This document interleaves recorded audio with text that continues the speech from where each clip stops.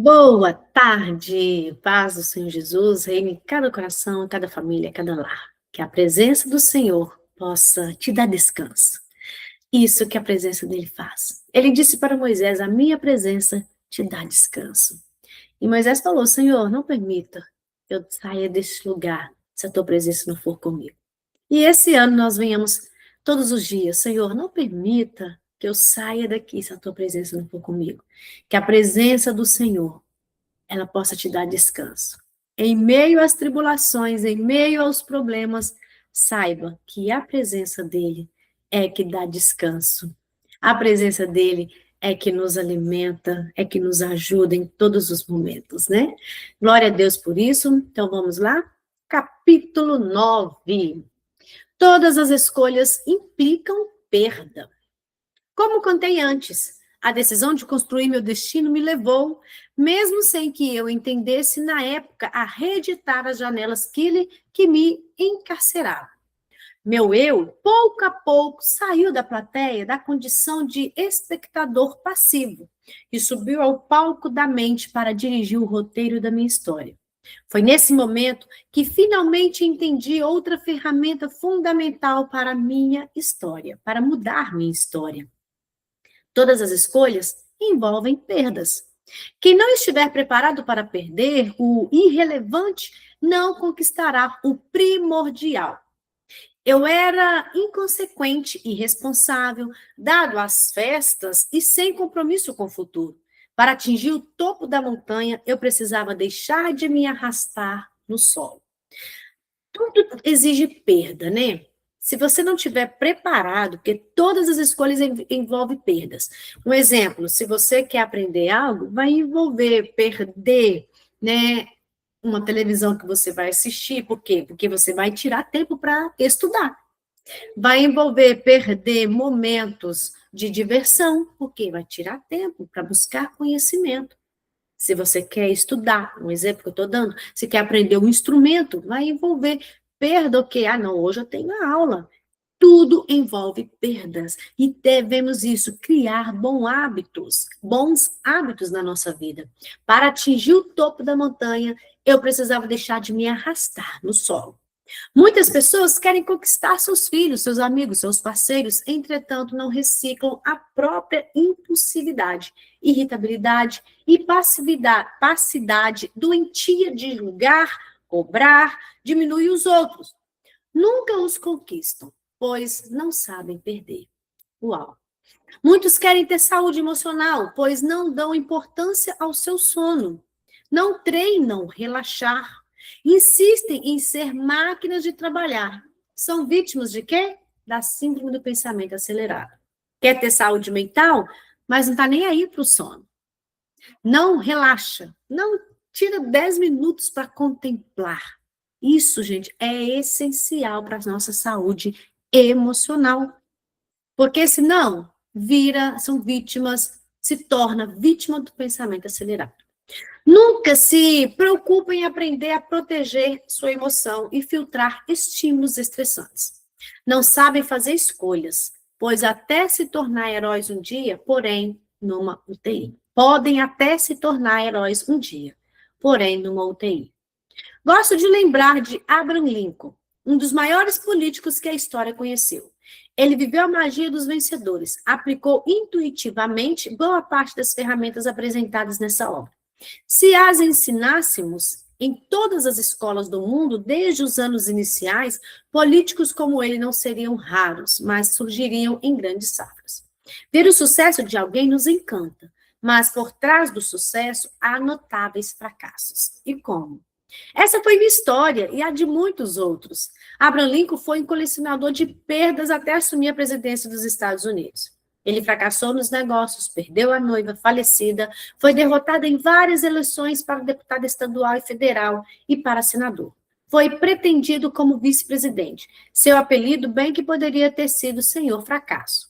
Todavia, quando um sonho nos controla, quando não acreditamos em sorte, partimos atrás de oportunidades em vez de esperar que elas surjam, quando, além disso, usamos a dor para nos construir e não para nos destruir, os desprezos passam a nos nutrir. Os vexames nos revigoram, as derrotas nos tornam mais fortes, quando o sonho controla. Olha que lindo. O colecionador de derrotas, por se reciclar e se preparar continuamente, transforma-se num notável vencedor. Por fim, todos os conformistas aplaudem os empreendedores. Abraham Lincoln fez coisas incríveis. Sem ele, os Estados Unidos seriam um país fragmentado entre o norte e o sul. Ele libertou os escravos na década de 1860. Entretanto, por desconhecer o funcionamento da mente, não usou técnica para impedir que o preconceito continuasse arraigado no inconsciente coletivo de milhões de norte-americanos. Mudar a lei sem desatar as armadilhas da emoção não resolve o preconceito. Faltou unir o sonho da liberdade com a disciplina educacional para mudar a mente das pessoas, principalmente a dos brancos. Não é fácil mudar o caráter de um povo, sua ética, seu compromisso social, seu senso de coletividade e, consequentemente, romper o cárcere do egocentrismo. É cada vez mais necessário reeditar com disciplina as janelas Killer, já que é impossível apagá-las. Sem reeditar esses arquivos traumáticos, os tímidos continuarão sendo inseguros. Os pessimistas continuarão sofrendo pelo futuro. Os conformistas continuarão sendo escravos dos seus medos. Um grande sonhador, o destino não é inevitável. O líder negro norte-americano Martin Luther King sonhou com uma sociedade livre, não apenas da Constituição, mas também do território da emoção. Seu sonho o levou a ter foco. Seu foco levou a traçar estratégias. Saía por ruas e avenidas das grandes cidades dos Estados Unidos, proclamando liberdade e igualdade entre brancos e negros. Suas estratégias o levaram a fazer grandes escolhas. E suas escolhas, sabia ele, poderiam levar a perdas significativas. Luther King tinha consciência de que poderia ser morto. E o foi. No entanto, considerou o sonho da liberdade mais importante do que se esconder. Seu comportamento reescreveu uma importante página da história norte-americana. Reitero, sonhos precisam de disciplina, disciplina precisa de foco, foco precisa de estratégias, estratégias precisam de escolhas, e todas as grandes escolhas implicam em perdas notáveis. Quanto você está disposta, mulher, quanto você está disposta a perder em nome de grandes conquistas determinará seu êxito. Depois de 20 mil sessões de psicoterapia e consultas psiquiátricas e de décadas pesquisando a inteligência humana, estou convicto de que cada pessoa tem habilidades incríveis. Deus colocou em cada uma de nós dons, habilidades. Nós temos habilidades incríveis. É preciso tomarmos posse e sabermos que nós temos dentro de nós um Criador. Ele usou a fala para criar tudo. E hoje o Espírito Santo habita dentro de nós. E ele nos dá habilidades incríveis. Todo ser humano, cada pessoa tem habilidades. Contudo, poucos as desenvolvem, lapidam e treinam. Há os que torram dinheiro, outros desperdiçam potencial intelectual. E você? Todas nós devemos entender que frequentemente o destino não é inevitável, mas uma questão de escolha. Muitos querem o perfume das flores, porém poucos sujam as mãos para cultivá-las. Se acreditasse em destino, eu estaria perdido. Todas as minhas circunstâncias externas e internas apontavam para o fracasso. 2 anos depois de decidir correr atrás do meu sonho, passei da condição de péssimo aluno de uma escola pública para de um dos melhores em matemática, química e física. O resultado? Finalmente entrei em 5º lugar na faculdade de medicina, entre mais de 1.500 alunos. Foi uma grande festa. Amei o perfume das flores, mas com humildade tinha aprendido a sujar as mãos para cultivá-las. Os sonhos e a disciplina venceram. Sorri, alegrei-me, festejei. Entretanto, não sabia que meus mais áridos desertos ainda estariam por vir. Se acreditasse em destino, eu estaria perdido. Todas as minhas circunstâncias eternas e internas apontavam para o fracasso.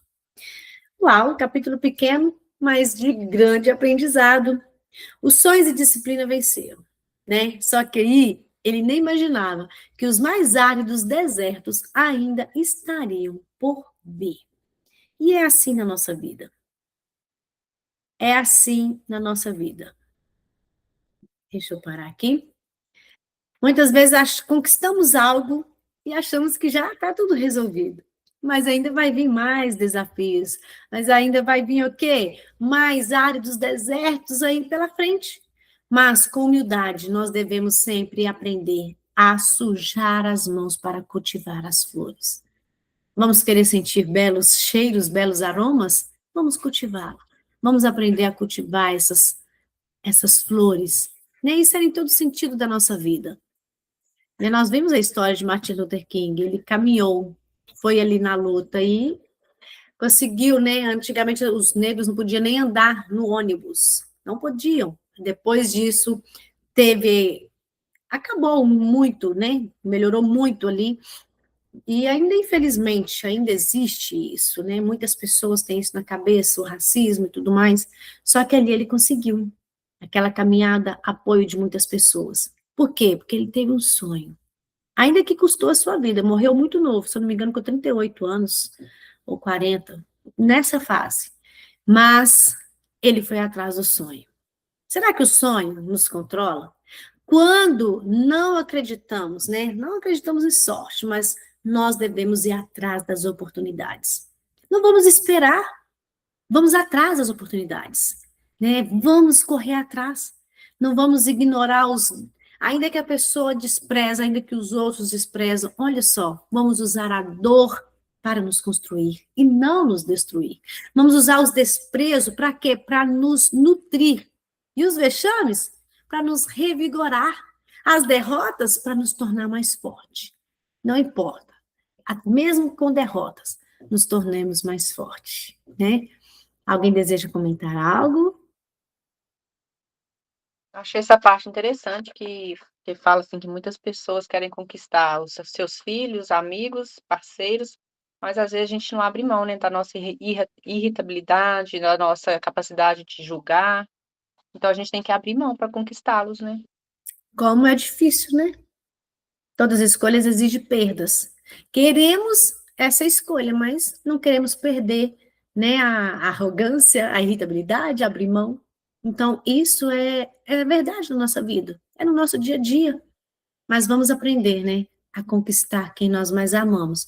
Vamos abrir mão da nossa irritabilidade, do nosso egoísmo. Vamos abrir mão daquilo que nos afasta das pessoas que nós amamos, né? Que Jesus abençoe vocês. Até amanhã, 1h30, se Deus permitir, estaremos aqui no capítulo 10, tá bom? São Deus 13 abençoe. capítulos, gente. Só que o 10 é bem grande. Ah,